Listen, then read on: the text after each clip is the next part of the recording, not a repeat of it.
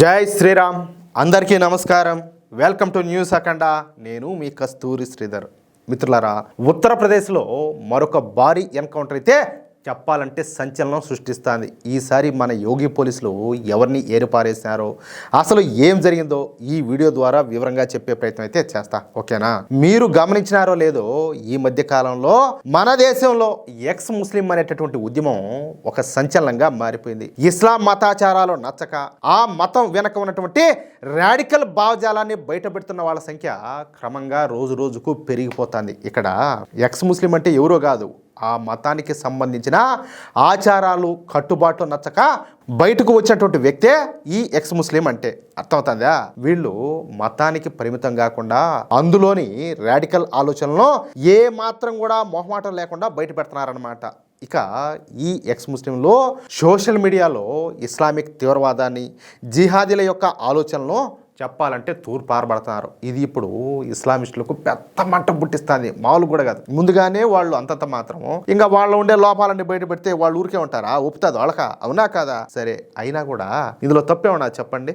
నచ్చని మతాన్ని వదిలేసేటటువంటి హక్కు ప్రతి ఒక్కరికి కూడా ఉంటుంది. పైగా వీళ్ళ పూర్వీకులు బలవంతంగా మతం మార్చబడినటువంటి హిందువులే, అవునా కాదా? అసలు ఇస్లాం పుట్టి ఎన్ని సంవత్సరాలు అవుతుందా? క్రిస్టియానిటీ పుట్టి ఎన్ని సంవత్సరాలు అవుతుంది? అంటే ఇప్పుడు మన దేశంలో ఉండే వాళ్ళనే తీసుకుందాం. ఇంతకుముందు వీళ్ళ పూర్వీకులంతా ఎవరు? హిందువులే కదా, అవునా కాదా? సరే, కాస్త బుద్ధి ఆలోచన ఉన్నటువంటి ఏ వ్యక్తి అయినా సరే ఇదే విధంగా చేస్తాడనమాట. సరే, ఇక్కడ మనం కాస్త నిజాలు మాట్లాడుకుంటే, ప్రస్తుతం దేశంలో జరుగుతున్నటువంటి బాంబు పేలుళ్ళు, అలాగే ఈ దాడులకు మూలం ఎక్కడుండాదో అందరికి కూడా తెలుసు, అవునా కదా? తెలుసా తెలీదా? నేను ఇక్కడ ముస్లింలందరినీ కూడా అనడంలే, కానీ తీవ్రవాదులంతా ఎందుకు వాళ్ళ నుంచే వస్తున్నారు, ఇది ప్రతి ఒక్కరు కూడా ఆలోచన చేయాలి. ఇది కేవలం ఒక మన దేశ సమస్య మాత్రమే కాదు, ప్రపంచవ్యాప్తంగా ఉన్నటువంటి ఇస్లామిక్ రాడికల్స్ చెప్పాలంటే ఒక పెద్ద భూతం లాగా, దెయ్యం లాగా, రాక్షసులాగా మారిపోయినారు. ఇప్పుడు జరుగుతున్నటువంటి ఇరాన్ యుద్ధం కూడా అందులో భాగమే.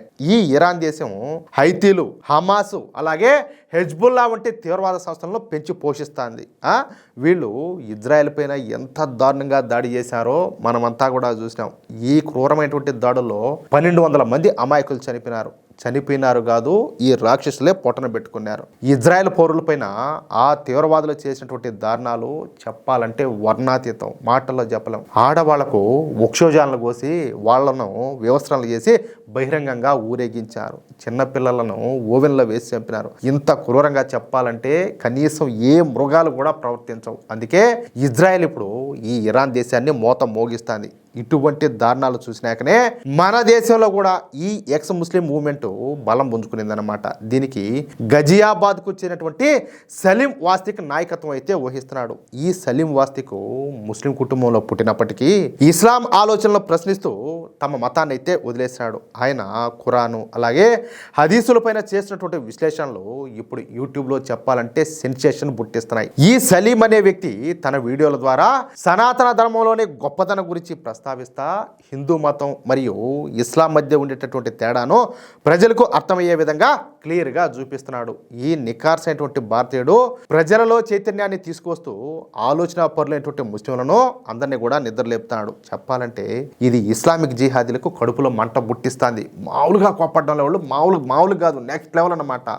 దీంతో ఈ జిహాదీలు ఏం చేశారంటే తమ అసలు రూపాన్ని అయితే బయటపెట్టినారు. మొన్న ఫిబ్రవరి 27వ తేదీన గజియాబాద్లోని తన ఆఫీస్లో ఉండగా ఈ సలీం పైన హత్యాయత్నానికి ప్లాన్ చేసినారన్నమాట ఈ జిహాదీలు. బైక్ పైన వచ్చినటువంటి ఇద్దరు జిహాదీలు ఈ సలీం ఆఫీస్లోకి చొరబడి ఈ సలీం పైన కత్తులతో విరుచుకుపడినారు. ఏకంగా ఆయన మెన్నే కోసడానికి ప్రయత్నం చేశారంట. అది ఎట్టో పోయి ఒళ్ళంతా పొడి చేశారన్నమాట. బహుశా ఆయన ఏమైనా ప్రతిఘటించుంటాడు. అయితే ప్రస్తుతం ఆయన ఢిల్లీలోని ఓ ఆసుపత్రిలో ప్రాణాలతో పోరాటం చేస్తున్నాడు. ఇస్లాంలోని చెడును బయటపెట్టినందుకే ఆయన పైన ఈ దాడి జరిగిందని చెప్పేసి పోలీసులు అయితే ఒక నిర్ధారణకు అయితే వచ్చినారు. దాడి చేసినటువంటి జిహాదీల వివరాలను ఉత్తరప్రదేశ్ పోలీసులు అయితే సంపాదించారనమాట. మొత్తానికి వాళ్ళలో మెయిన్ క్యాండిడేట్ వచ్చేసి ఈ జీషాన్ అనేవాడు అమ్రేహాకు చెందినటువంటి గంజాయి బ్యాచ్ అనమాట. అలాగే మత పిచ్చి వీడికి పీక్స్ లో ఉంటుందంట.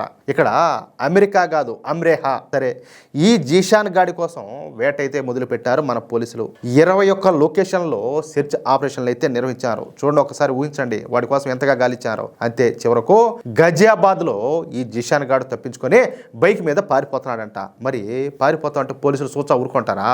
పారిపోమని చెప్పేసా. అయితే ఇక్కడ ఇంకొక విషయం ఏంటంటే, పోలీసులు వెంబడించే టైంలో ఆ జిహాదీ గాడు పోలీసుల మీదనే కాల్పులు జరిపాడంట. ఊరే నువ్వే కాల్పులు జరిపితే ఇంకా పోలీసులు ఊరికే ఉంటారా?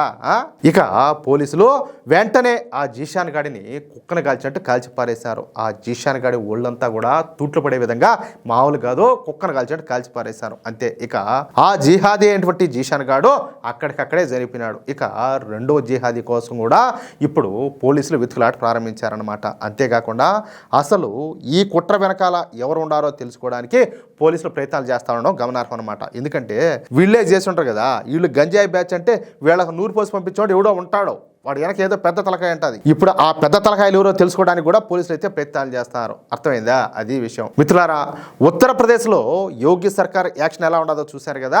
ఈ ఎన్కౌంటర్ అలాగే ఎక్స్ ముస్లిం మూవ్మెంట్ గురించినటువంటి మీ అభిప్రాయాన్ని ప్రతి ఒక్కరు కూడా కామెంట్స్ రూపంలో తెలియజేయండి. ఇలాంటి తాజా సంచలన అలాగే నిష్పాక్షిక వార్తల కోసం వెంటనే మన న్యూస్ అఖండ ఛానల్ను సబ్స్క్రైబ్ చేసుకోండి. వీడియో నచ్చితే లైక్ చేసి షేర్ చేయడం మాత్రం మర్చిపోకండి. జై శ్రీరామ్, జై హింద్, భారత్ మాతాకి జై.